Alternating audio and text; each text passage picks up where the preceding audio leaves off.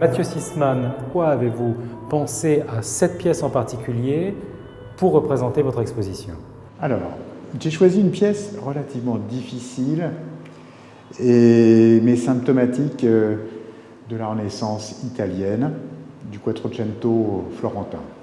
C'est une œuvre infiniment rare.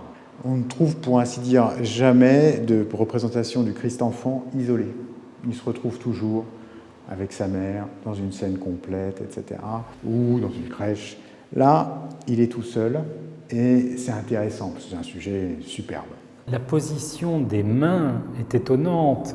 Il y a énormément de torsion dans son mouvement. À quoi cela fait-il référence?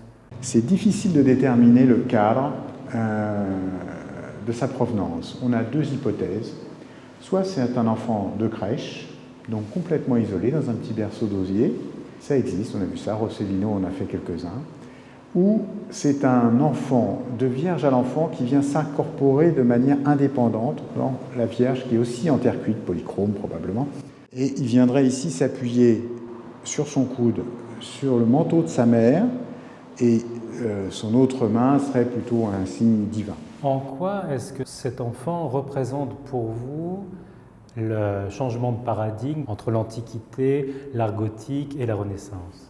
Alors en fait, on est à la fin du XVe siècle ici, à Florence, avec un espèce d'idéal du beau, du bel enfant, qui est complètement nouveau, puisque la quasi-totalité des vierges à l'enfant et les sujets de Christ enfant sont présentés de manière inesthétique, puisque le Christ, l'homme du savoir, l'homme qui va nous racheter, est représenté comme un homme et donc ne peut pas être représenté comme un enfant ordinaire.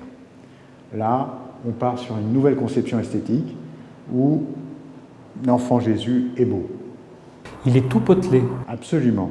Il est représenté de manière naturaliste, c'est-à-dire que c'est un vrai enfant avec ses plis effectivement aux cuisses, ses muscles qui sont encore doux, même si on a tendance à idéaliser son torse, qui est déjà un torse d'enfant plus grand, donc plus vers la connaissance.